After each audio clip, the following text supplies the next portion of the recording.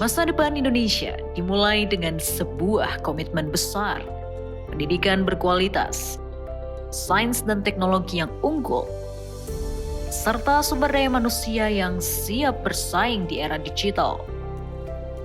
Menjadi prioritas utama untuk mencapai kemajuan yang inklusif dan berkelanjutan.